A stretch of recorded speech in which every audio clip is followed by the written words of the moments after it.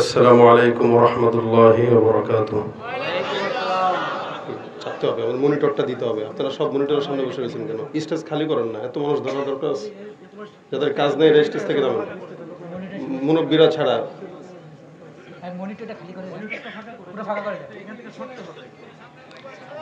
ইন্নাল হামদুলিল্লাহ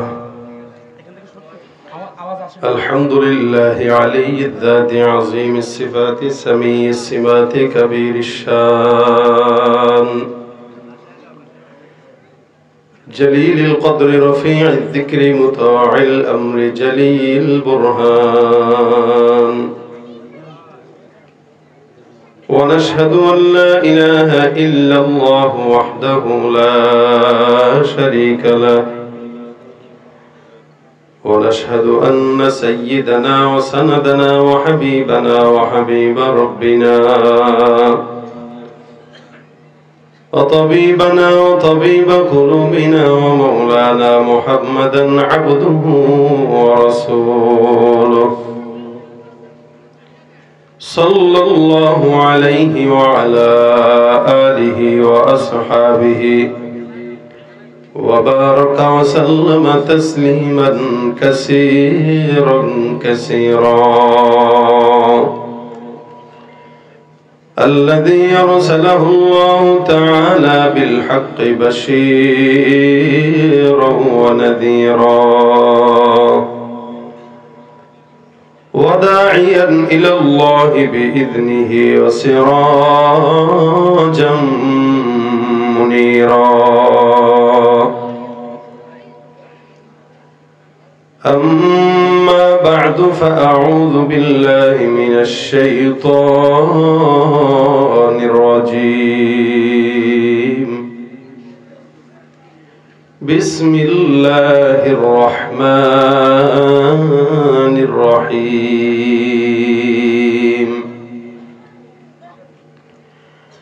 وأن استغفروا ربكم ثم توبوا إليه يمتعكم متاعا حسنا إلى أجل مسمى صدق الله مولانا العظيم صدق رسوله النبي الكريم وقال النبي صلى الله عليه وسلم من لزم الاستغفار جعل الله له من كل هم فرجا ومن كل ضيق مخرجا ويرزقه من حيث لا يحتسب أو كما قال عليه الصلاة والسلام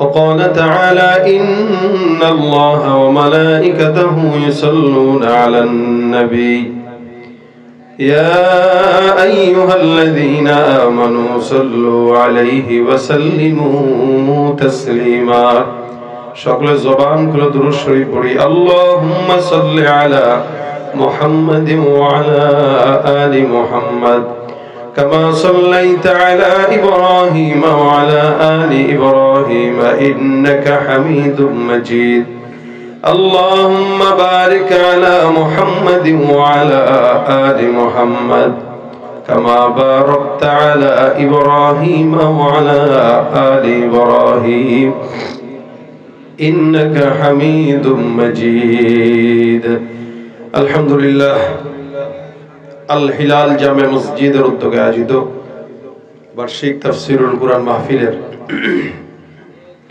আজকের সম্মানিত সভাপতি, বিশেষ অতিথি, প্রধান অতিথি সহ দ্বীনপ্রিয় ইসলামীয় ভাইরা, আল্লাহ পাকের দরবারে লাখো কোটি শুকর ও সুজুদ যে রব্বুল আলামিন আজকের দিনী মজমায় আমাদেরকে আসার বসার তৌফিক এনায়েত করেছেন। কালিমাতুশ শুকর করে আদায় সকলে বলি আলহামদুলিল্লাহ।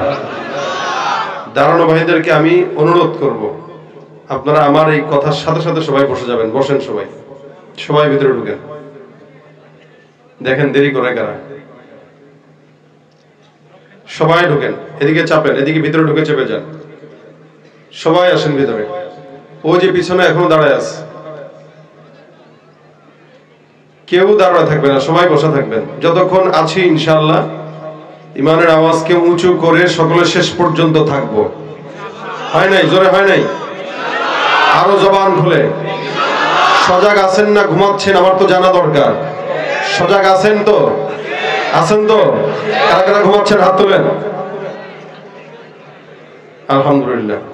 তাকবীর দেন। লিল্লাহে তাকবীর। আরো জোরে নারায়ে তাকবীর। যতক্ষণ থাকবো আওয়াজ কি সিংহের মতো না বিড়ালের মতো? জোরে বলেন, সিংহের মতো না বিড়ালের মতো? আল্লাহ পাক মুসলমান বানিয়েছেন, আওয়াজ দিয়েছেন, কণ্ঠ দিয়ে যদি গোলামি করতে হয় আল্লাহর গোলামি করব ইনশাআল্লাহ। ঠিক কি না? গোলামির জন্য যদি জীবনে রক্ত দেওয়া লাগে রক্ত দেব, গোলামির জন্য যদি জান দেওয়া লাগে তো জান দিব, গোলামির জন্য কণ্ঠ খরচ করা লাগে তো কণ্ঠ খরচ করব। আল্লাহ ছাড়া কারো গোলামি করব না ইনশাআল্লাহ। আওয়াজ দিয়ে বুঝায় দেন নারায়ে তাকবীর। আরো জোরে লিল্লাহে তাকবীর। শেষ পর্যন্ত আওয়াজ দিয়ে থাকবেন তো ইনশাআল্লাহ। কোন প্রকার ঘুম চলবে যতক্ষণ আমি আছি। আমি মনে করি এখানে যুবকরাই বেশি। যুবকরা যেখানে দাঁড়ায় যায় সমাজ সেখানে পরিবর্তন হয়ে যায়। যুবকরা যখন দাঁড়িয়ে গেল এদেশের স্বৈরাচারী পালাতে বাধ্য হয়ে গেল। আবারও যদি যুবকরা ঘুরে দাঁড়িয়ে যায় আগামীর বাংলাদেশ ইসলামের বাংলাদেশ হবে। ঠিক কিনা? ইসলামের বাংলাদেশ বানানোর জন্য লড়াই করতে গেলে লড়াই করতে রাজি আছেন তো ইনশাআল্লাহ? আল্লাহ কবুল করে বলেন আমিন। লড়াইয়ের ওই ময়দানেতে যেতে তোমাকে হবে, প্রয়োজনে সব রক্তটুকু জমিনেই ঢেলে দেবে। লড়াইয়ের ওই ময়দানেতে যেতে তোমাকে হবে, প্রয়োজনে সব রক্তটুকু জমিনেই ঢেলে দেবে। তবুও তোমায় লড়তেই হবে, মানিবে না পরাজয়। তবুও তোমায় লড়তেই হবে, মানিবে না পরাজয়। বিপ্লব মানে জীবন দেয়া, বসে থাকা নয়। সে কোনদিন আসবে না রে, করো যদি ভয়। আমার সঙ্গে আওয়াজ দিয়া, বিপ্লব মানে জীবন দেয়া, সে কোনদিন আসবে না রে, করো যদি ভয়। শাসনের নামে কেউ বা পিছছে মেহনতি জনতারে, ইমানের উপর আঘাত ওরা হানিছে বারে বারে। শাসনের নামে কেউ বা পিছছে মেহনতি জনতারে, ইমানের উপর আঘাত ওরা হানিছে বারে বারে।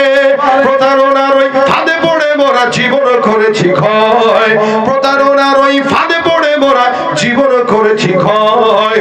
বিপ্লব মানে জীবন দেয়া, বসে থাকা নয়। সে কোনদিন আসবে না রে ভয়। বিপ্লব মানে জীবন দেয়া, বসে থাকা নয়। সে কোনদিন আসবে না রে, করো যদি ভয়। আসবে বিজয় রক্ত আর জীবনের বিনিময়। আসবে বিজয় রক্ত আর জীবনের বিনিময়। বিপ্লব মানে জীবন দেয়া,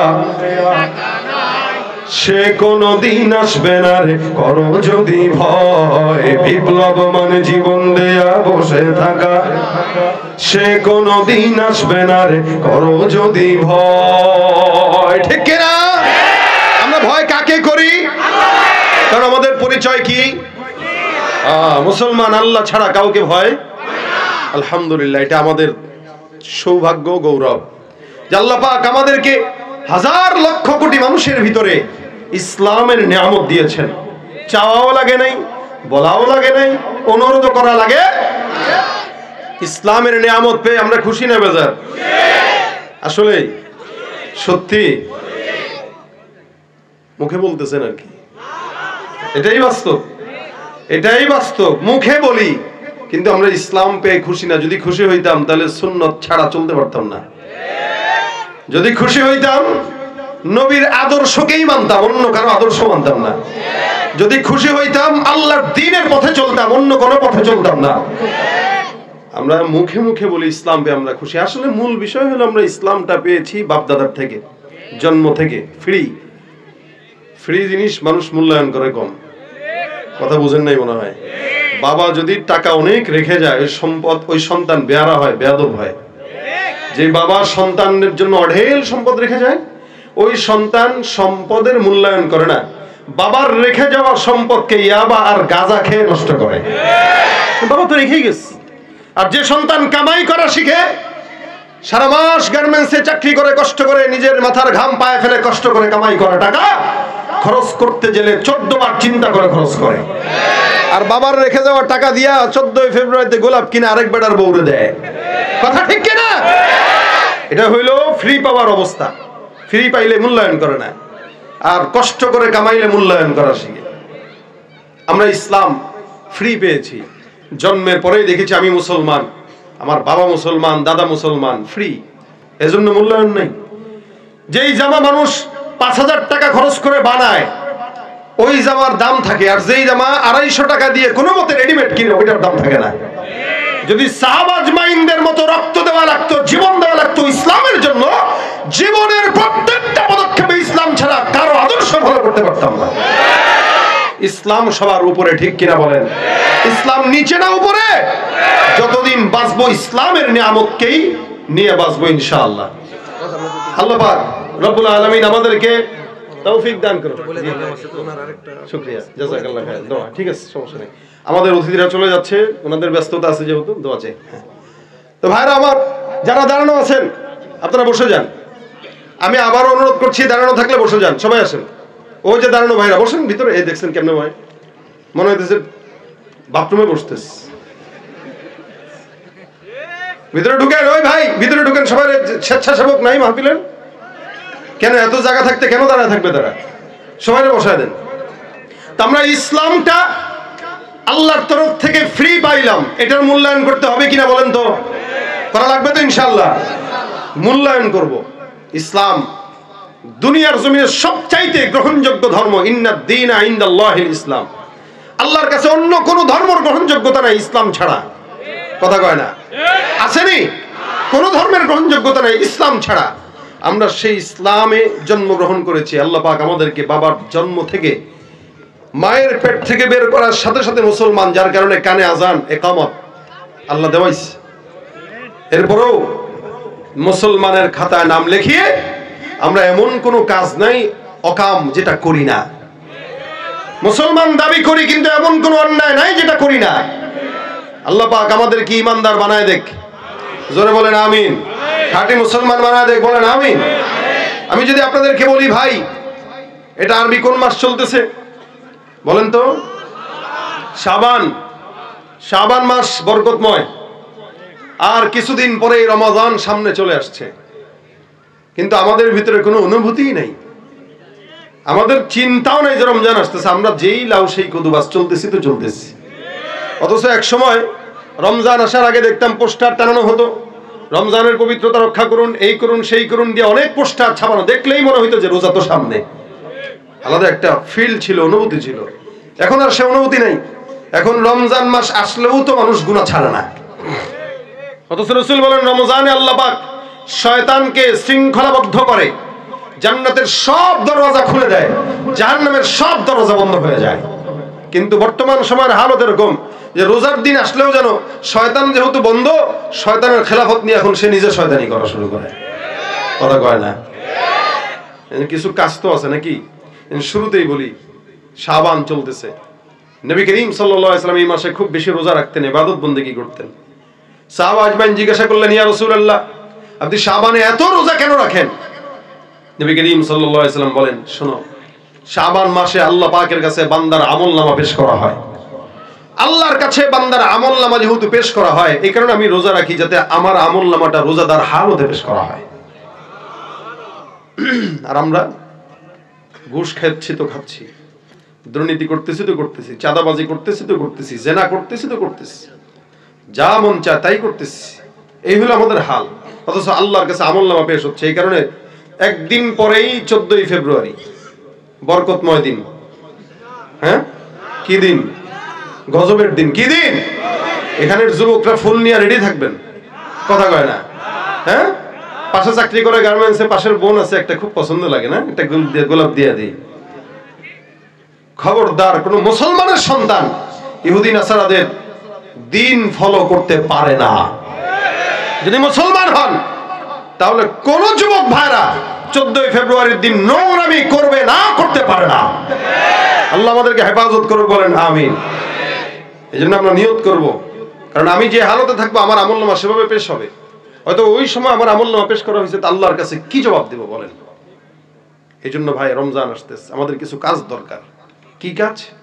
যেহেতু সারা বছর আমরা গুনাহ করে অভ্যস্ত, আমরা একভাবে চলে অভ্যস্ত, সারা বছর গুনাহ হয়ে যায়। এই সারা বছরের গুনাহ যেন না হয়, এই কারণে আমরা সারা বছরের গুনাহকে মাফ দেওয়ার জন্য, গুনাহ থেকে হেফাজত থাকার জন্য আল্লাহর দরবারে একটু বেশি বেশি ইস্তেগফার করা দরকার আছে কিনা? বেশি বেশি ইস্তেগফার করা। এই জন্য আল্লাহ পাক রব্বুল আলামিন বান্দাকে আদেশ দিয়েছেন, গুনাহ হাজার কোটি হইলেও বান্দা কাজ দুইটা করবা, ইস্তেগফার আর তাওবা। ওয়া আনিস্তাগফিরু রাব্বাকুম সুম্মা তুবু ইলাইহি। আল্লাহ পাক বলেন, এক নম্বরে প্রত্যেকটা বান্দা যদি ইস্তেগফার করে আর দুই নম্বরে যদি তাওবা করে, আমি আল্লাহ বান্দাকে কি দেব? ইউমাত্তিউকুম মাতাআন হাসানান ইলা আজালিন মুসাম্মা। মৃত্যু পর্যন্ত যত নিয়ামত দরকার সব আল্লাহ দান করে দিবেন। দরকার আছে নি নিয়ামত? কথা মানে আসেনি? বাচ্চা কাচ্চাও নেককার দরকার, স্ত্রীও নেককার দরকার। এই ফিতনার জামানায় একটা বউ যদি খারাপ হয় তাহলে সারা দুনিয়া খারাপ, দুনিয়ার সুখ খারাপ। কি বলেন, ঠিক না? এই কারণে যারা জওয়ান আছে দেখি বিয়ে করে নাই, কারা কারা হাতটা তুলে দেখা, কারা কারা বিয়ে করে নাই? একটু জোরে হাতটা তুলো, একটু ভাই হাতটা তুলো একটু। এরা বিয়ে করে নাই দেখি আওয়াজ কতটুকু, শুধু অবিবাহিতরা। নারায়ে তাকবীর। আওয়াজ নাই এদের, জুত নাই। আবার লিল্লাহে তাকবীর। প্রত্যেকটা যুবক যাদের বয়স হয়ে গেছে বেশি বেশি ইস্তেগফার করবে, আল্লাহ বিয়ের ব্যবস্থা করে দিবে। দেখেন ভাইরা আমার, আল্লাহ পাক বান্দাকে কাজ দিলেন, যেহেতু রমজান সামনে, রমজানটা তাকওয়াবান হওয়ার মাস, মুত্তাকি হওয়ার মাস। আল্লাহ পাক বলেন, কুতিবা আলাইকুমুস সিয়াম কামা কুতিবা আলাল্লাযীনা মিন ক্বাবলিকুম লাআল্লাকুম তাত্তাকুন। আমার আল্লাহ পাক রব্বুল আলামিন বলেন, গোটা দুনিয়ার ভিতরে আমি আল্লাহ পাক রব্বুল আলামিন যত নবী রাসূল আসছে প্রত্যেকটা নবী রাসূলদের উপরে রোজাকে ফরজ করেছি, তোমাদের উপরে রোজাকে ফরজ করেছি। কেন? যাতে করে আল্লাহর সব বান্দারা মুত্তাকি তাকওয়াবান হয়ে যেতে পারে। সুবহানাল্লাহ। মুত্তাকি হবার জন্য আল্লাহ পাক রব্বুল আলামিনের কাছে বেশি বেশি মাফ চাওয়া দরকার, বেশি বেশি আল্লাহর কাছে ইস্তেগফার করা দরকার। সমাজের ভিতরে আমরা চলতে ফিরতে গুনাহ হয়, এমন কোন গুনাহ নাই যেই গুনাহটা আমরা করি নাই। কিন্তু মনে তো এই জমিনের মধ্যে বান্দার গুনাহ যত বেশি হোক না কেন, আমার মাওলার দয়া আছে না নাই? আপনার আমার গুনাহ যদি পাহাড় সমান হয়, আমার আল্লাহর দয়া তার চাইতেও বেশি। হাদিস শরীফে আমার পয়গম্বর ডাক দিয়া কয়, হে উম্মতের দল, জমিনের ভিতরে আল্লাহ পাক রব্বুল আলামিন মহব্বত, ভালোবাসা, রহমত আর প্রেম, এটাকে যখন আল্লাহ পাক রব্বুল আলামিন বানায়, এটাকে 100 ভাগে ভাগ করা হয়। 100 ভাগের 1 ভাগ মহব্বত, ভালোবাসা, প্রেমকে আল্লাহ পাক রব্বুল আলামিন গোটা আসমান আর জমিনের মধ্যে ছড়ায়া দিয়ে দিলেন। 100 ভাগের 1 ভাগ মহব্বতকে আল্লাহ পাক ভাগ করে দুনিয়ায় ফেলে দেন। ওই 1 ভাগের কিঞ্চিত মহব্বত আল্লাহ পাক ইনসানের মধ্যে দেয়, জিন্নাতের মধ্যে দেয়, মাখলুকাতের মধ্যে দেয়, ইনসানের মধ্যে দেয়। গোটা জমিনের মানুষরা, গোটা আসমান জমিনের ভিতরে যত সৃষ্টি জীব আছে সবগুলোর ভিতরে আল্লাহ পাক 1 ভাগ মহব্বত ছড়ায়া দিলেন। এই 1 ভাগ মহব্বত ছড়ানোর কারণে, ওখান থেকে কিঞ্চিত পাওয়ার কারণে একটা মায়ের প্রতি সন্তানের এত ভালোবাসা, সন্তানের প্রতি বাবার এত প্রেম, গোটা দুনিয়া স্বামীর প্রতি স্ত্রীর ভালোবাসা, ভাইয়ের প্রতি ভাইয়ের ভালোবাসা এত যদি হয়, আমার নবী ডাক দেয়া কয়, উম্মতের দল, আল্লাহ পাক রব্বুল আলামিন 1 ভাগ মহব্বত গোটা জমিনে ছড়ায় দেওয়ার পর তোমাদের একজনের প্রতি একজনের এত প্রেম, বাকি 99 ভাগ মহব্বত আল্লাহ পাক রব্বুল আলামিন শুধুমাত্র তার বান্দাকে ক্ষমা করার জন্য আল্লাহ নিজের কাছে রেখে দিয়েছে। মহব্বত বেশি না কম? তুমি বারো করতে মচন অভাব দুঃখী লোকে, তুমি পরম মুক্তিদাতা মালিকে জগতের, তুমি বারো করতে মচন অভাব দুঃখী লোকের, তুমি পরম মুক্তিদাতা মালিকে জগতের, তোমার কাছে চাই যে পানা আমরা প্রতিদিন, তোমার দয়ায় পূর্ণ আমার সারা নিশিদিন। কার দয়া? বেশি না কম? আমার নবী ডাক দিয়া কয়, কোন ইমানদার বান্দা যদি গুনাহের বোঝা মাথায় নিয়া একবার দিল থেকে বলে আস্তাগফিরুল্লাহ, আল্লাহ পাক রব্বুল আলামিনের হাবিব কয় একবার ইস্তিগফার পড়ার মাধ্যমে আমার আল্লাহ পাক রব্বুল আলামিন বান্দার সমুদ্রের ফেনা পরিমাণ গুনাহ যদি হয়, আমার আল্লাহ সব গুনাহগুলোকে maaf করে দেয়। বলেন না আস্তাগফিরুল্লাহ। এ ভাইরা আমার, ইস্তিগফার এমন একটা আমল যে আমলের কারণে আল্লাহর সঙ্গে বান্দার সম্পর্ক তৈরি হয়, আল্লাহর সাথে বান্দার গুনাহের কারণে যে দূরত্ব হয়, এই দূরত্ব আল্লাহ পাক রব্বুল আলামিন শুধুমাত্র আস্তাগফিরুল্লাহর মাধ্যমেই সমস্ত দূরত্বগুলোকে আল্লাহ পাক দূর করে দেয়। মুসা পয়গম্বরের জামানায় একবার সমস্ত উম্মতগুলো এসে ডাক দেয়া কয়, পয়গম্বর মুসা, আমাদের এলাকায় আসমান থেকে বৃষ্টি না আসার কারণে দুর্ভিক্ষ চলতেছে। আমরা জানি না আল্লাহ পাক কেন আসমান থেকে বৃষ্টি দেয় না, আমাদের জন্য একটু দোয়া করে দেন আল্লাহ পাক রব্বুল আলামিন যেন আসমান থেকে বৃষ্টি দেয়। আল্লাহর নবী মুসা ডাক দেয়া কয়, উম্মতের দল চলো, সবাই উম্মতটা যতগুলো আছে সবাই মিলে আসো, অমুক দিন অমুক জায়গায় বিশাল বড় একটা ময়দানে তোমরা দাঁড়াবা, আমরা সবাই মিলে আল্লাহর দরবারে দোয়া করব আল্লাহ যেন আসমান থেকে বৃষ্টি নাযিল করে দেয়। ভাইরা আমার, আল্লাহ পাক রব্বুল আলামিনের পয়গম্বর মুসা বলেন, যাও যাও সব উম্মতকে ডাকো। প্রায় 70,000 উম্মত আল্লাহর নবী মুসার সামনে যায়, ডাক দেখো, নবী আমাদের এলাকায় আসমান থেকে বৃষ্টি নাই, আপনি পয়গম্বর আল্লাহর কাছে যদি চান আল্লাহ পাক রব্বুল আলামিন আপনার কথায় আসমান থেকে বৃষ্টি নাযিল করে দিবেন। পয়গম্বর মুসা এমন একজন নবী, যেই নবী আল্লাহর সঙ্গে যখন তখন কথা বলতেন, এই কারণেই তো তাকে বলা হয় মুসা কালিমুল্লাহ। আল্লাহ পাক বলেন, ওয়া কাল্লামাল্লাহু মুসা তাকলিমা। আমার আল্লাহ পাক রব্বুল আলামিন মুসা পয়গম্বরকে আল্লাহ পাক রব্বুল আলামিন এত পাওয়ার দিলেন যার কারণে কথা বলতে পারতেন। সমস্ত উম্মতটা যখন আসলো, মুসা নবী ডাক দেয়া কয়, আল্লাহ এতগুলো উম্মত আসলো তোমার কাছে একটা জিনিস চাওয়ার জন্য, আসমান থেকে এই বান্দাদের জন্য আল্লাহ তুমি বৃষ্টির ফয়সালা করে দাও। প্রায় 70,000 উম্মতকে নিয়ে আল্লাহ নবী মুসা হাত তুললেন। আমার আল্লাহ পাক রব্বুল আলামিন আসমান থেকে গায়বী আওয়াজ দিয়ে মুসা পয়গম্বরকে জানায় দেয়, হে মুসা, এই জায়গায় যতগুলো মানুষ উপস্থিত সব মানুষের ভিতরে এমন একজন বান্দা আছে যেই বান্দাটা 40 বছর পর্যন্ত হয়ে গেল আমি আল্লাহকে এখনো আল্লাহ বলে ডাকে নাই। এত বড় নাফরমান বান্দা, যেই বান্দা কোনোদিন আমাকে ডাকে না, আমার গোলামি করে না, গুনাহ করে প্রতিনিয়ত গুনাহ, এই গুনাহগার বান্দা যতক্ষণ পর্যন্ত তোমাদের সবার সামনে প্রকাশ্যে ক্ষমা না চাবে, আমি আল্লাহ আসমান থেকে মুসা পয়গম্বর বৃষ্টি দিব না। যদি ওই বান্দাটা আমি আল্লাহর দরবারে তোমাদের সবার সামনে মাফ চায়, সবার সামনে যদি মাফ চেয়ে নেয়, আমি আল্লাহ এক বান্দার কারণে বৃষ্টি বন্ধ রাখছি। মুসা পয়গম্বরের মেজাজ গরম হয়ে গেছে। 70,000-এর ভিতরে একটা মানুষের জন্য গোটা দুনিয়ার মানুষের কষ্ট। আল্লাহ নবী মুসা বলে, কে আছে ইয়া মান আসাল্লাহ, এমন কে আছে? কোন বান্দাটা, যেই বান্দাটা আল্লাহর সঙ্গে নাফরমানি করো, গুনাহ করো, দাঁড়ায় যাও।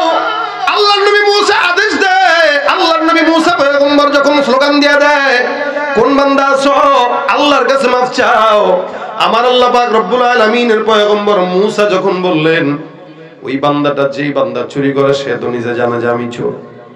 গুনাহগার বান্দা জমিনের কেউ না জানলেও বান্দা নিজে জানে, আল্লাহ জানে। আমি আমার জিন্দগিতে এমন কোন গুনাহ নাই যেই গুনাহ করি নাই, এটা আমি দুনিয়ার মানুষ না জানলেও আমি জানি, আর আমার মাওলা জানে। একটু যদি বালিশের সঙ্গে আমরা মাথাটা লাগায় চিন্তা করি, দেখবেন আমাদের গুনাহ সব স্পষ্ট চোখের সামনে ভেসে উঠবে। এ মুসলমান, যদিও আমরা দুনিয়ার মানুষের সামনে বুজুর্গর ভাব ধরি, যদিও দুনিয়ার মানুষের সামনে আমি আমাকে অনেক বড় মনে করতে চাই, কিন্তু আল্লাহর কসম, যত বড়ই মনে করেন না কেন, এই দুনিয়াতে যত মানুষ আছে সবার গুনাহ আছে না নাই? আমি যদি বলি একজন হাত তুলেন তো যার গুনাহ নাই, কেউ আছেন নি? হাত তুলতে পারবেন? হ্যাঁ, একজন হাত তুলেন তো যে আমার গুনাহ নাই, আছেন? তার মানে দুনিয়াতে প্রত্যেকটা বান্দা গুনাহগার। আল্লাহ পাক রব্বুল আলামিন বলেন, দুনিয়াতে শুধুমাত্র যতগুলা মানুষ অতীতে চলে গেছে, প্রত্যেকটা মানুষ যত অতীতে যাবে এরা তত ভালো, জামানা যত সামনের দিকে আগাবে মানুষ তত জাহান্নামের দিকে আগাবে। এই জন্য আল্লাহ পাক রব্বুল আলামিন বলেন আস-সাবিকুন আস-সাবিকুন উলাইকাল মুকাররাবুন ফি জান্নাতিন নাঈম সুল্লাতুম মিনাল আউয়ালিনা ওয়া কলিলুম মিনাল আখিরিন। আজ থেকে 1450 বছর পার হয়ে গেল, আমার পয়গম্বর মুহাম্মদুর রাসূলুল্লাহ বিদায় হয়ে গেছে। নবীর পর থেকে এই পর্যন্ত যেই বান্দা যত বেশি আমার নবীর নিকটে, সে আল্লাহর জান্নাতের নিকটে। আজ থেকে 100 বছর আগে যেই লোকটা জন্মগ্রহণ করলো, সে আমার থেকে 100 বছর আগে নবীর জমানায় নবীর নিকটে। যেই ব্যক্তিটা 1000 বছর আগে আসছে, সে আমার চাইতে 1000 বছরের নিকটে। গতকাল যে সন্তানটা জন্মগ্রহণ করলো, আগামী কালের জন্মগ্রহণ করা সন্তান থেকে একদিন হলেও সে আল্লাহর নবীর নিকটে। তার মানে যেই ব্যক্তি যত বেশি নবীর নিকটে, সে তত বেশি আল্লাহর জান্নাতের নিকটে। যদিও আমাদের সমাজের কিছু ভাইরা আছে যারা আমাদের আকাবির বুজুর্গানে দিনদেরকে গালি দেয়, কিন্তু মনে রাখবেন আকাবিরদেরকে গালি দিলেও আল্লাহর জান্নাত তারাই পেয়ে গেছে। আর আমরা যত জামানার সামনের দিকে আগাই, তত জাহান্নামের দিকে আগায় যাই। 2000 সালের ফিতনা 2025-এর ফিতনা কি এক? হ্যাঁ, আজ থেকে 50 বছর আগে যেই ফিতনা কল্পনাও করে না, এই ফিতনা এখন আমাদের বাচ্চারা করে। নয়তো 11 বছরের শিশু কেন তার প্রেমিককে নিয়ে ভাগবে? মা বাবা মনে করছে মনে হারে বাচ্চা মনে হয় হারায় গেছে, কিডন্যাপ হয়েছে, কিন্তু বাচ্চা যে মন কলা খাইতে গেছে জানে কে? হ্যাঁ, অথচ 50 বছর আগেও 11 বছরের সন্তান ন্যাংটা হয়ে ঘুরছে। কথা কয় না? আমরাও তো এমন সময় ছিলাম, খুব বেশি আগে না, কাছাকাছি সময় তো, আজ থেকে 35, 36, 37 বছর আগে। আর এই বর্তমান সময় খুব বেশি গ্যাপ না তো। এই অল্প গ্যাপে দামানের হাল যে এত নষ্ট হয়েছে, এটা কল্পনার বাইরে। মুরব্বীরা দেখলো অবাক হয়ে যায়, কোন জামানা পাইলাম। তার মানে আল্লাহ পাক এই কারণে এই দলের জামানা যত অতীতে মানুষ তত আল্লাহর জান্নাতের নিকটে। এক সময় আমরা যখন গ্রামগঞ্জে হাঁটতাম, খুব বুঝবেন, রাস্তা দিয়ে কোনো নারী পুরুষ যখন হাঁটতো, কোনো মা বোন যখন হাঁটতো, আমাদের মুরব্বীরা মা খালারা কোনো পরপুরুষকে দেখার সঙ্গে সঙ্গে ঘোমটাটাই পর্যন্ত টেনে কোনো গাছের আড়ালে সুন্দর করে লুকায় যাইত, অথবা বিল্ডিং এর আড়ালে লুকাইতো, যেন পুরুষ তার চেহারাও না দেখে। নিজের কাপড় ছায়া ব্লাউজ এগুলা নাড়তো, উঠানে না, ঘরের চিপার ভিতরে নাড়তো। কেউ যদি দেখে ফেলে পর্দার বড় খেলাফ হয়ে যাবে। আর বর্তমান সময়ে নারীদের হালত দেখবেন, বুকে যদি ওড়নাও থাকে, কোনো পরপুরুষ দেখার সঙ্গে সঙ্গে আগে ওড়নাটা সরায় দেখায়, তারপরে আবার দেয়। হ্যাঁ, ভালো তো কিছু আছে আলহামদুলিল্লাহ, খারাপের সংখ্যাই বেশি। পর্দার কথা বললে কয় ফতুয়াবাজ, ঠিক কিনা জোরে কন? পর্দার কথা বললেই তাসলিমা নাসরিনের চেলাদের গায়ে জ্বালা হয়ে যায়। আমরা নারী, আমরা সব পারি। আমরা পারি না এমন কিছু না, হুন্ডাও চালায়, বিমানও চালায়, সব পারে তো। বাজারে, মার্কেটে, সংসদে, সংসারে, সব জায়গায় নারী। আর আমরা এখন ঘর জামাই হয়ে বসে আছি শ্বশুর বাড়ি। কথা ঠিক কিনা জোরে কন? নারী স্বাধীনতার নামে এলো কলঙ্কের জোয়ার, নারী স্বাধীনতার নামে এলো কলঙ্কের জোয়ার, একই নারীর অধিকার কখন জানি শেষ হবে এই অশ্লীলতার। ওয়ার্ড কমিশনার থেকে ইউনিয়ন পরিষদে ক্রমান্বয়ে দেখো রে ভাই একেবারে সংসদে, ঠিক কিনা? ওয়ার্ড কমিশনার থেকে ইউনিয়ন পরিষদে ক্রমান্বয়ে দেখো রে ভাই একেবারে সংসদে, নারী থাকবে সুখের ঘরে এত কষ্টের কি দরকার, নারী থাকবে সুখের নীড়ে এত কষ্টের কি দরকার, একই নারীর অধিকার কখন জানি শেষ হবে এই অশ্লীলতা, ঠিক না? ইসলাম নারীদেরকে স্বাধীনতা বেশি দিছে না কম দিছে? বেশি দিছে, কিন্তু এরা বুঝে না, ব্যাকুল, ঠিক না? বুঝলে কি আর সমানটা নেওয়ার জন্য ফাড়াফাড়ি করতো? আল্লাহ তোরে দিলাম বেশি, তুই সমানটা চাস, এটা গাধা। বাচ্চাদেরকে দেখবেন ভালো জিনিস দিলে এটা বসা, কোনটা নিবি? এটা নিবি, এটা ভালো, এটা লো, তুই এটাই লো। মেয়েদের হালত হলো এই, এদেরকে আল্লাহ তোরে দিলাম বেশি, বেশি নেব না, এটা এটা তা কি করবি তুই? পুরুষরা প্যান্ট শার্ট পরে, আমিও প্যান্ট শার্ট পরবো, পর। এজন্য তো এখন বর্তমানে নারী পুরুষকে এটা বুকের সাইজ আর শরীরের সাইজ দেখলে বোঝার উপায় নাই, এছাড়া বোঝার উপায় নাই, দেখা ছাড়া। এজন্য ভাই মা বোনদের জন্য দোয়া করি, আল্লাহ পাক যেন এদেরকে অন্তত দিনের বুঝটা দান করে। আমরা একসময় আমাদের মা বাবাদেরকে দেখতাম সকালবেলা ফজরের পরে তেলাওয়াত করতো। কোন ঘরের বিবি তেলাওয়াত করবে না, এটা শ্বশুর শাশুড়ি মানতেও পারতো না। যে এটা বউ আবার কেমনে হয় যে বউ নামাজ পড়বে না? নামাজ যে পড়ে সে বউ হয় নাকি? তেলাওয়াত করবে না, এটা বউ না। এই হাতের রান্নাই খাবো না, যা বেনামাজির হাতে রান্না খাবো না। একসময় এরকম ছিল। আমি আমার নিজের আম্মাকে দেখছি, শাশুড়ি আম্মার কথা কই না, নিজের আম্মার কথা কইতেছি। আমি নিজের মাকে দেখছি, আমার বড় বোন যদি কখনো নামাজ টামাজ কাজা করতো, আম্মা বাদ দিত না, না কোনো বেনামাজির খাবার আমার ঘরে হবে না, নামাজ পড় তারপরে বাদ। এখন নামাজ পড়লে কি রে, এই বয়সে কেউ নামাজ পড়ে? হাই হাই করছে কি? জি ভাব। তা কোন বয়সে নামাজ পড়ে? বুড়া বয়সে। আমার সাথে এক ব্যাক করে দেখা হয়েছে, সে, আমি কইলাম ভাই আপনার তো অনেক টাকা, পরিচিত মানুষ, আপনি হজ করেন না কেন? আপনার জন্য হজ ফরজ। শুনেন, আমি একটা চিন্তা নিয়ে চলি। কি চিন্তা? আমার চিন্তা হলো এখন তো যৌবন আছে, যৌবন থাকলে তো মানুষ গুনাহ করেই, আপনিও করেন আমিও করি। আমি কই ঠিক আছে, আমিও করি আপনিও করেন, তো সমস্যা কি? হজ করতে সমস্যা কি? সমস্যা হইলো হজ করার পরে তো আল্লাহ মাফ করে দেয় না। আমাকে হ্যাঁ, এরপরে যদি আবার গুনাহ করি তাহলে কি হয়?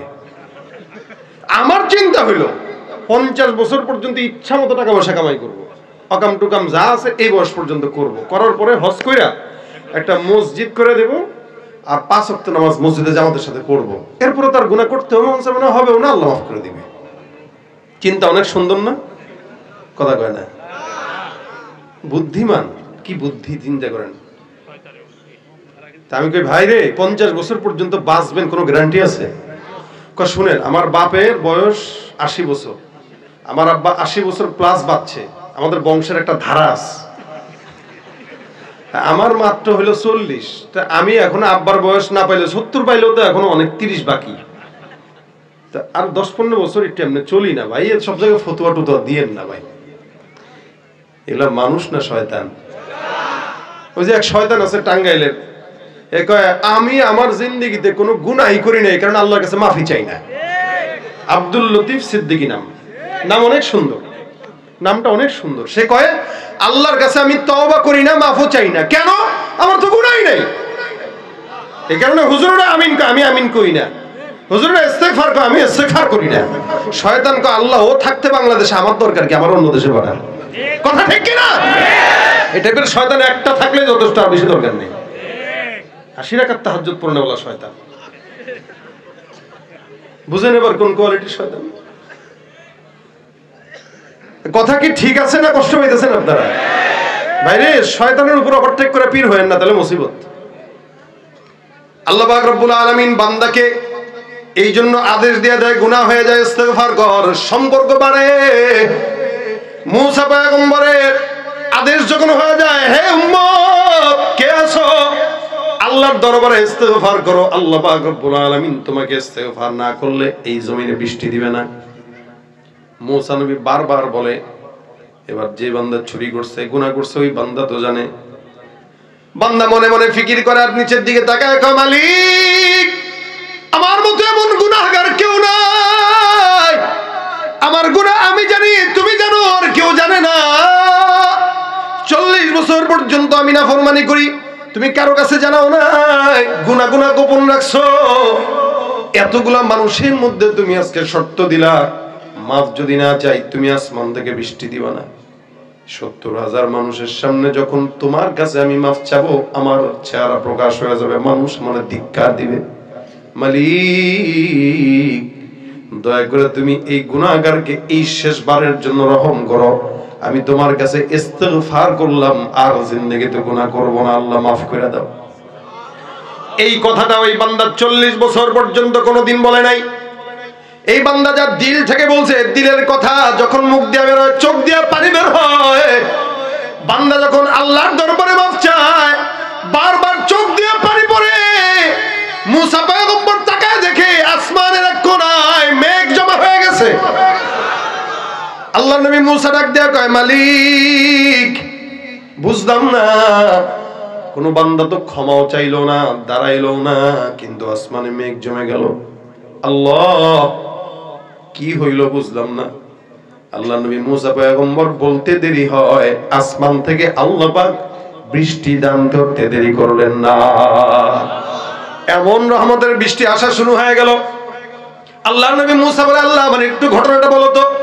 আল্লাহ পাক জানায় দেয়, মুসা এতদিন পর্যন্ত যেই বান্দার জন্য আমি আল্লাহ আসমান থেকে বৃষ্টি দেই নাই, এখন এই মুহূর্তে ওই বান্দার কারণে আসমান থেকে বৃষ্টি আমি আল্লাহ দান করে দিলাম। সুবহানাল্লাহ।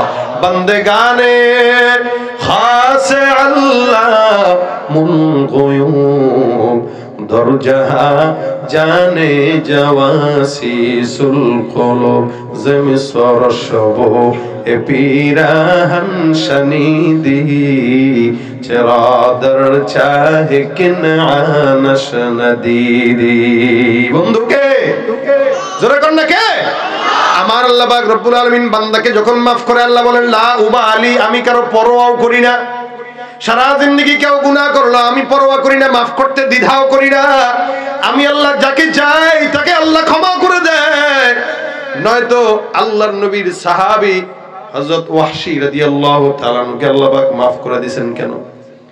যেই সাহাবী, যেই লোকটা আল্লাহর নবীর আপন চাচাকে হত্যা করলো, আল্লাহর নবীর আপন চাচাকে হত্যা করলো, নবী বলে দিয়েছেন ওয়াহশীকে যেখানেই পাবা সেখানেই মারবা। ও আসামি, দাগী আসামি। এমন দাগী আসামি একদিন হঠাৎ করে কলবের ভিতরে ভাব আসলো, আল্লাহ আমার তো ইসলাম কবুল করতে মন চায়, কিন্তু আমি ভয় পাই যে আমাকে আল্লাহ পাক মাফ করবে কিনা। ওয়াহশী রাদিয়াল্লাহু তাআলার নাম শুনছেন নি জীবনে? মাশাআল্লাহ, তাহলে তো ভালো ঈমানদার আছেন আপনারা। একবার ইউটিউবের একটা ভিডিওতে দেখছিলাম, এক লোকটা জিজ্ঞাসা করছে, ভাই 4 জন নবীর নাম বলেন। এরকম এটা কোনো ব্যাপার? আবু বকর, ওমর, ওসমান, আলী, 4 জন নবী। সুবহানাল্লাহ কয় না এরা? হ্যাঁ তাই কইলেন? আমি একটু দেখলাম খোঁজায় দে, সুবহানাল্লাহ কয়। নাউজুবিল্লাহ, জোরে বলেন মিয়া। নবী না সাহাবী? সাহাবী। এ নবী বানাই দিছে খারার উপরে। এই হলো আমাদের হাল। আর্জেন্টিনার খেলোয়াড়ের নাম জানে, নবীর সাহাবীর নাম জানে না। মুসলমান দাবি করে, মুসলমান দাবি করে, কালেমাটাও ঠিক মতো জানে না, মুসলমান দাবি করে। মুসলমান দাবি করে কয়জন নবী আসছে, নবীদের নাম কি কি, বা কোরআনে আল্লাহ পাক কি বলছেন, ফাতিহাটাও পড়তে জানে না। আসলে মুসলমান না ভণ্ড? ভাইরা আমার দেখেন, ওয়াহশী রাদিয়াল্লাহু তাআলা আনহু একজন সাহাবী, যে নবীর সাহাবী নবীর চাচাকে হত্যা করলো। নবীর কাছে চিঠি লিখছেন ওয়াহশী মহব্বত দিয়া, যে হুজুর আমার ইসলাম কবুল করতে দিলটা মন চায়, খুব মন চায়, আমার কি সুযোগ আছে? রাসূল বলেন, হ্যাঁ সুযোগ তো আছে। সুবহানাল্লাহ। দেখেন নবী যার ব্যাপারে বলে দিয়েছেন যে না, এরে যেখানে পাবে এখানে মারবা, এরকম দাগী আসামি। আল্লাহর নবী বলতেছেন ইসলাম কবুল করতে চাইছে, তোর দরজা খোলা, ঠিক আছে আল্লাহ মাফ করে দেবে, সমস্যা নেই। আল্লাহ নবী বলে, হ্যাঁ তোমার ইচ্ছাটা আমি সাধুবাদ জানাই, আল্লাহ পাক যদি কবুল করে তুমি ইসলাম কবুল করার জন্য প্রস্তুত হও। কিন্তু ওয়াহশী ডাক দেয়া কয়, হুজুর কোরআনে নাকি একটা আয়াত আছে, কি আল্লাযীনা লা ইয়াদউনা মা'আল্লাহি ইলাহান আখার ওয়া লা ইয়াকতুলুনা আন-নাফসাল্লাতী হারামাল্লাহু ইল্লা বিল হাক্কি ওয়া লা ইয়াজনুন ওয়া মান ইয়াফআল যালিকা ইয়ালকা আসামা। আল্লাহ বলেন যেগুলো এই 3টা কাজ করে এগুলো মারাত্মক অপরাধী, এদের নাকি ক্ষমা নাই। কি? যারা শিরিক করে, যারা হত্যা করে, আর যারা জিনা করে। আমি তো 3টাই করছি, তা আমার কেমনে মাফ হবে? এটা কে বলতেছে? ওয়াহশী। আমি তো এগুলো করছি। নবী বলেন টেনশন নাই, তুমি আল্লাহর কাছে তওবা করলে আল্লাহ মাফ করবে। হুজুর এই আয়াতগুলো আমাকে তওবা করার জন্য উদ্বুদ্ধ করে না, কারণ আল্লাহ তো বলছেন এগুলো করলে মাফ করবে না, আমার তো এগুলো করা। আমার আল্লাহ পাক ডাক দেয়া কয়, জিবরাইল যাও আমার নবীকে জানায় দাও, ইল্লা মান তাবা ওয়া আমানা ওয়া আমিলা আমালান সালিহা ফাউলাইকা ইউবাদদিলুল্লাহু সাইয়্যাতিহিম হাসানাত। আমার আল্লাহ পাক ডাক দেয়া কয়, নবী আপনাকে আমি আল্লাহ পাক জানায় দেই, ওয়াহশী মুসলমান হইতে চায়। দেখেন ওয়াহশীর মতো একজন গুনাহগার যে নবীর চাচাকে হত্যা করলো, এই লোকটা মুসলমান হবে। আমার আল্লাহ এই লোকটার জন্য কোরআনে আল্লাহর নবীর উপর একটা আয়াত নাযিল করে দিলেন। সুবহানাল্লাহ। এমন বিচারের জন্য আল্লাহ আয়াত নাযিল করছে। আপনি মনে করেন অন্যায় করছেন, অনেক অন্যায় করছেন। কেমন অন্যায়? যে আপনি আপনার বাবার জায়গা জমি সব বিক্রি করে মদ খাইছেন। এখন আপনি মাফ চাইতে গেছেন, আপনি বাবারে বলছেন আব্বা আমি আপনার কাছে মাফ চাবো, তবে শর্ত হইলো আমার এটা করতে হবে। আপনার বাপে কেবল জুতা দিয়ে বেরানো ধরে বেটা, তুই যে অন্যায় করছিস তোর তো মাফ নাই, আবার তুই শর্ত দেশ কোন সাহসে? দেখেন এই বান্দা আল্লাহর কাছে মাফ চাবে, কিন্তু রাসূলকে বলতেছে হুজুর আমার তো যে আয়াতটা আল্লাহ নাজিল করছেন এই আয়াতটা আমার মন ভরতেছে না। বলে কেন? আল্লাহ পাক রব্বুল আলামিন বলছেন ইল্লা মান তাবা, যদি গুনাহ করার পরে কেউ তওবা করে, ও আমানা এবং ঈমান নিয়ে আসলো, ও আমিলা আমালান সালিহা এবং নেক কাজ করলো। কাজ দুই তিনটা, কয়টা? এক নাম্বার হইলো তাওবা করলো অতীতের সব গুনাহ থেকে, 2 নাম্বার ঈমান নিয়ে আসলো, 3 নাম্বার নেক কাজ করলো। আল্লাহ এর পরে বলছেন কেউ যদি নেক কাজগুলো করে অতীতের যত গুনাহগুলো আছে সমস্ত গুনাহগুলোকে নেকের দ্বারা পরিবর্তন করে দিব। ওয়াহশী রাদিয়াল্লাহু তাআলা রাসূলকে বলতেছেন হুজুর আমার প্রশ্নটা কোন জায়গায় একটু বলি আপনাকে। নবী বলেন তাহলে বলো। আমার প্রশ্ন হইল আল্লাহ তো বলছেন ওয়া আমানা ওয়া আমিলা আমালান সালিহা, ঈমান আনার পরে নেক কাজ করা লাগবে। আমি ওয়াহশী তো সারা জিন্দেগি গুনাহ করে অভ্যস্ত, নেক কাজ যদি আমি ঠিকমতো না করতে পারি তাহলে কি আল্লাহ আমার নেকগুলা দ্বারা গুনাহগুলো নেক দ্বারা পরিবর্তন করবে না? তাহলে তো আমি বিপদে পড়ে যাব। রাসূল কয় কথা তো ঠিক। আমার আল্লাহ কয় টেনশনের কারণ নাই। ওয়াহশী মুসলমান হওয়ার জন্য নিয়ত করছেন, এই জিবরাইল যাও আমার নবীকে জানায় দাও আমি আল্লাহ পাক রব্বুল আলামিন বললাম ইন্নাল্লাহা লা ইয়াগফিরু আন ইউশরাকা বিহি ওয়া ইয়াগফিরু মা দুনা যালিকা লিমান ইয়াশা। আমার আল্লাহ পাক রব্বুল আলামিন বলেন নিশ্চয়ই আল্লাহ বান্দার শিরকের গুনাহ ক্ষমা করে না, শিরকের গুনাহ ক্ষমা করে না। আল্লাহকে বাদ দিয়ে অন্য কাউকে মানা, আল্লাহকে বাদ দিয়ে অন্য কারো কাছে চাওয়া, আল্লাহকে বাদ দিয়ে অন্য শরীক করা, এগুলো শিরক। এরকম গুনাহ বাদে সব যত গুনাহ আছে ইয়াগফিরু লিমান ইয়াশা, যাকে চায় তাকে ক্ষমা করে দেয়। আল্লাহ পাক এই আয়াত নাজিল করলেন ওয়াহশীর জন্য, পরপর 2টা আয়াত আমার আল্লাহ নাজিল করে দিলেন সুবহানাল্লাহ। এবার ওয়াহশী ডাক দিয়া কয় হুজুর আল্লাহ তো বলছেন শিরকের গুনাহ বাদ দিয়া আল্লাহ যার যত গুনাহ আছে যাকে চায় তাকেই ক্ষমা করে দেয়। রাসূল আল্লাহ তো বলছেন যাকে চায়, আমি আপনার চাচায়ের হত্যা করছি, আল্লাহ যদি আমার না চায় তাহলে আমি কি করব? প্রশ্ন বুঝছেন নি? রাসূল করে এই প্রশ্ন তো মাথা কেমনে বেরোয়? তুই মুসলমানই নবি? না না হবো ঠিক আছে, কিন্তু জান্নাতটা পরিপূর্ণ কনফার্ম হয়ে তো করতে হবে। আল্লাহ পাক বলছেন ইয়াগফিরু লিমান ইয়াশা, আল্লাহ পাক যাকে চায় তাকেই ক্ষমা করে। আমাকে যদি আল্লাহ ক্ষমা করতে না চায় জাহান্নাম ছাড়া তো উপায় নাই। এবার আল্লাহ পাক রব্বুল আলামিন কয় জিবরাইল যা, আরেকটা আয়াত দিয়ে দিলাম। সুবহানাল্লাহ কয় না রে? এমন একজন মানুষের জন্য আল্লাহ পাক 3টা আয়াত নাযিল করে দিয়েছে। আমার আল্লাহ পাক রব্বুল আলামিন বলেন এবার ফাইনালি কুল ইয়া ইবাদিয়াল্লাযীনা আসরাফু আলা আনফুসিহিম লা তাকুনাতু মির রাহমাতিল্লাহ ইন্নাল্লাহা ইয়াগফিরুয যুনুবা জামিআ ইন্নাহু হুয়াল গফুরুর রহিম। আমার আল্লাহ পাক রব্বুল আলামিন ফাইনালি বান্দাকে ডাক দেয়া কয় নবী আপনি আপনার উম্মতদেরকে জানায় দেন যারা নফসের উপরে গুনাহের কারণে জুলুম করলো, আমি আল্লাহ পাক রব্বুল আলামিন বললাম ওই বান্দারা যেন আমি আল্লাহর দয়া আর রহমত থেকে নিরাশ না হয়, কারণ নিশ্চয়ই আল্লাহ বান্দার সব গুনাহ ক্ষমা করে দেয়। আল্লাহর মতো ক্ষমাশীল আর কোন আল্লাহ নাই, ঠিক কিনা? ক্ষমা করেন কে? দয়া করেন কে? বন্ধু হওয়ার যোগ্যতা রাখেন কে? যাদেরকে বন্ধু বানায় 15-16 বছর গোলামি করছেন, আব্বা আব্বা ডাকছেন, নেতা নেতা ডাকছেন, এরা কিন্তু বিপদের মুহূর্তে আপনাকে রেখেই দৌড় মারছে। সুতরাং মুসলমান নবীর উম্মত আবারও যদি ভুল করেন মনে রাখবেন আল্লাহ ছাড়া অন্য কোনো ভালো বন্ধু নাই। যাদেরকে বন্ধু বানাবেন বিপদে পড়লে সবগুলা পলাবে, কেউ আপনার জান্নাতের টিকিট দিবে না। এই বাংলাদেশের ইতিহাস এরকমই, কেউ শান্তি দিতে পারে নাই। যারা আসছে যারা গেছে কেউ শান্তি দিতে পারে নাই। যতক্ষণ আল্লাহর আইন এই বাংলার জমিনে বাস্তবায়ন না হবে আল্লাহর কসম শান্তি আসবে না, শান্তি আসবে না। সুতরাং ইসলাম ছাড়া অন্য কোনো কিছু আছে? কথা কয়টা আছে? আর ভুল করা যাবে? কেউ দিল না সবাই নিল, আমরা যে কলুর বলদ, সারা বছর নেয় না খবর, নির্বাচনে খুব দরদ। কেউ দিল না সবাই নিল, আমরা যে কলুর বলদ, সারা বছর নেয় না খবর, নির্বাচনে খুব দরদ। নির্বাচনের আগে নেতা ধরে কত রকম বেশ, দেখতে দেখতে গোল্লায় গেল আমার সোনার। রাগ করছেন কে কে? হাত তুলেন। আছেন কেউ? আমি কবেন হুজুর এগুলো রাজনীতির মাঝখানে ঢুকে গেলেন যে আপনি, কেউ ঠিক না? আরে ভাই 15-16 বছর স্বৈরাচারী থাকতেও বলছি, যার কারণে আমার লিস্টিও ছিল 35 জনের ভিতরে।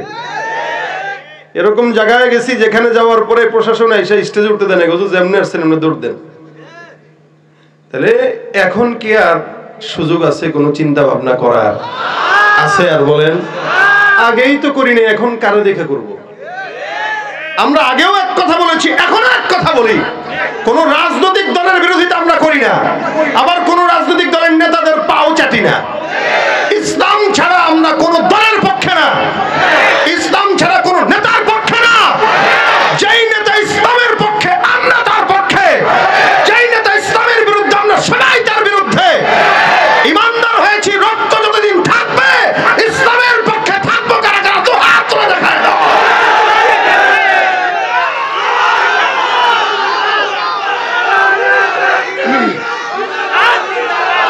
আল্লাহ পাক আমাদের এই জোশকে কবুল করে বলেন আমিন। যাদের হাতে যায় ক্ষমতা, দেশ যেন বাপের ভিটা, রাখতে চেয়ার শুরু করে বিদেশিদের পাচাটা। যাদের হাতে যায় ক্ষমতা, দেশ যেন বাপের ভিটা, রাখতে চেয়ার শুরু করে বিদেশিদের পাচাটা। বিদেশিদের কথা মতো চালায় ওরা নিজের দেশ, বিদেশিদের কথা মতো চালায় ওরা নিজের দেশ। দেখতে দেখতে গোল্লায় গেল, দেখতে দেখতে গোল্লায় গেল আমার সোনার। ঠিক কিনা?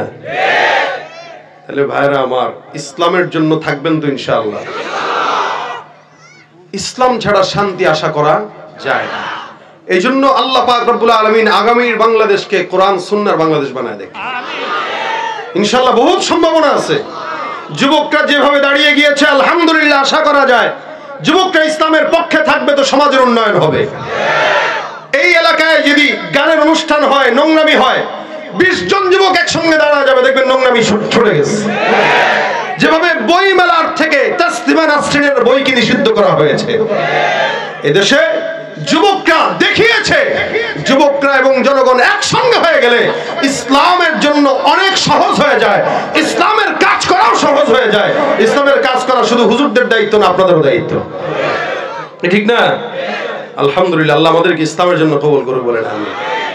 তাহলে ভাইরা আমার, আল্লাহ পাক বান্দাকে কতটুকু মহব্বত করেন, যার কারণে একটার পর একটা 3টা আয়াত আল্লাহ পাক নাজিল করে বলেন, বান্দা টেনশন নাই, গুনাহের কারণে অন্তরের সঙ্গে নিজের নফসের উপর জুলুম করছো, কোনো পেরেশানি নাই, আল্লাহ পাক আছি, নিশ্চয়ই আল্লাহ পাক ক্ষমাশীল।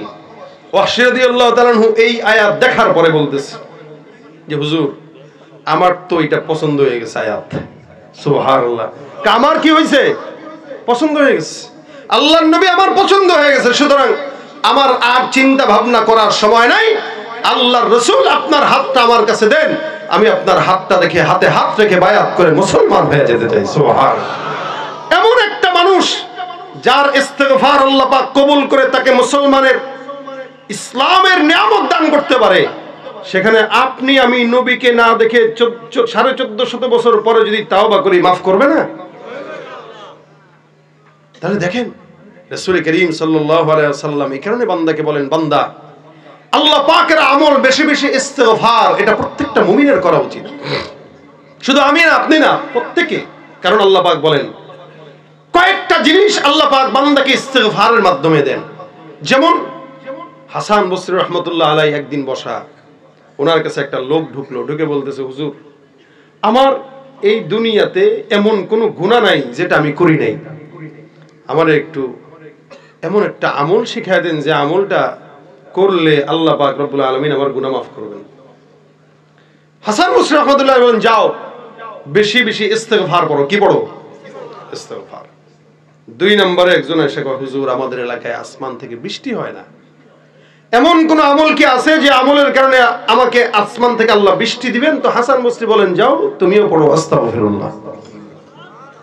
2 জন আসলো, 2 জনকে আমল দিল কি? একটাই, কি? আস্তাগফিরুল্লাহ। এবার আরেকজন আসে, ডাক দেখো, হুজুর আমাদের যে এলাকায় থাকি এলাকায় ফসলে বরকত টরকত হয় না, চাষ করতেছি, পেঁয়াজ হয় না, মরিচ হয় না, আলু হয় না, রসুন হয় না। ভারত আমাদেরকে পেঁয়াজ দিবে না বলে দিছে না? আচ্ছা কোন তো ভারতের পেঁয়াজ খাই আমরা বাঁচি? আমাদের দেশে পেঁয়াজের অভাব আছে? আমরা কোনো তোরা দিস না, পেঁয়াজও দিস না, আলুও দিস না, চাইলও দিস না, গরুও দিস না। আল্লাহর রাস্তায় গাঁজাটা দেওয়া বন্ধ কর। তোদের এই গাঁজা খেয়ে আমাদের এই যুবক গুলা সব ঠাউয়া নষ্ট হয়ে গেছে, চাপা নষ্ট হয়ে গেছে। গাঁজাটা বন্ধ করলে আলহামদুলিল্লাহ, আর কিচ্ছু দরকার নাই। হাসান বসরি রাহমাতুল্লাহ বলেন, যাও ফসল হয় না তা আমল করো আস্তাগফিরুল্লাহ। আরেকজন আসছে, এসে কয়, হুজুর আমার সন্তান নাই, বিয়ে করছি অনেক বছর, একটা যদি আমল দিতেন তাহলে একটু সন্তান টন্তান যদি হইতো। আমাদের দেশে তো কিছু বেয়াকলের দল আছে, সন্তান না হইলে সোজা খাজা বাবার দরবারে যায়। হ্যাঁ, বাজা বাবার কাছে, আব্বা আমার বউটার একটু ফু দেন। কই ফু দিবে? জায়গা আছে ফু দেওয়ার? ফু দিয়ে কি বাচ্চা হয়? একজনের বাচ্চা হয়েছে ফুয়ের মাধ্যমে, বিশ্বাস হয়? হ্যাঁ, ঈসা ইবনে মারইয়াম, আল্লাহ পাক ফেরেশতা পাঠিয়ে দিয়েছেন, জিবরাইল ফেরেশতা এসে এখানে একটু জামাটা খুলে যাও। কই কি? কই আল্লাহ পাক তোমার গর্ভে সন্তান দান করে দিয়েছে। সুবহানাল্লাহ। তা আপনার পীরের কি কারামতি আছে নি? কথা কয় না, আছে? কেমনে থাকবে? ও তো মুইতা পানি নেয় না ঠিক মতো। এরকম বন্ডর কাছে যাক, আব্বা আমার এই ফটো দেন। বাবা কয় ঠিক আছে, এতে কাফে বসায় দাও 3 দিনের খানকায়। 3 দিনের খানকা যদি এতে কাফে আপনার বউরে বসান, আর 3 দিন পরে যদি বাচ্চা হয়, বুঝে নিয়েন বাচ্চা আপনার না, আপনার বাপের। কথা কয় না? পীরগিরি আর মাজার পূজা চলছে দেশটা জুড়িয়া, শিরকি আর ভণ্ডামিতে দেশটা গেছে ভরিয়া। গাজার কলকিটান মারিয়া, গাজার কলকিটান মারিয়া দেখায় খাজার শান। ওরা শিক্ষিত শয়তান, ওরা শিক্ষিত শয়তান, ওরা শিক্ষিত শয়তান, ওরা আছে না নাই? খাজার কাছে যাওয়া যাবে? মাজারে সিজদা দেওয়া যাবে? হাসান বসরি আমল দিয়া দিলেন, যাও ইস্তেগফার পড়বা। আরেকজন এসে কয়, হুজুর দোকানে বরকত হয় না, টাকা পয়সা নাই, সম্পদ নাই, একটু কোনো আমল শিখা দেন যেন সম্পদ দেয়। আর যাও কি আমল? যাও আস্তাগফিরুল্লাহ পড়ো। সব বান্দাকে একটাই আমল, কারণটা কি? একজন পাশ থেকে বলে, হুজুর এ একই আমল সবাই চালায় দিতেছে। শোনো, এ আমল আমার বাপে দেয় নাই, এ আমল আমার পীর দেয় নাই, স্বয়ং আল্লাহ কোরআনে গোটা দুনিয়ার বান্দাকে দান করেছেন। আল্লাহ বলেন, ফাকুল তুস্তাগফিরু রাব্বাকুম ইন্নাহু কানা গফফারা ইউরসিলিস সামাআ আলাইকুম মিদরারা। আমার আল্লাহ পাক রব্বুল আলামিন বলেন, কোন ঈমানদার বান্দা যদি ইস্তেগফার পড়ে, যত গুনাহ হোক না কেন সমস্ত গুনাহ আমার আল্লাহ পাক maaf করে দেয়। সুবহানাল্লাহ। যত গুনাহ হোক না কেন, সমুদ্রের ফেনা পরিমাণ গুনাহ যদি হয়, আমার আল্লাহ সব গুনাহগুলো maaf করে দেয়। ইউরসিলিস সামাআ আলাইকুম মিদরারা, আসমান থেকে যদি বৃষ্টি না হয়, কোন ঈমানদার বান্দা যদি ইস্তেগফার বেশি বেশি করে, আমার আল্লাহ পাক বান্দাকে আসমান থেকে বৃষ্টির ফায়সালা করে দেয়। সুবহানাল্লাহ। ওয়ায়ুমদিদুকুম বিআমওয়ালিন ওয়া বানিন, সম্পদ যদি না থাকে, সন্তানও যদি না থাকে, বান্দা যদি ইস্তেগফারের আমল জবানে উঠায় নেয়, আমার আল্লাহ ওই বান্দার সম্পদে আর সন্তানে ভরপুর বরকত দান করে দেয়।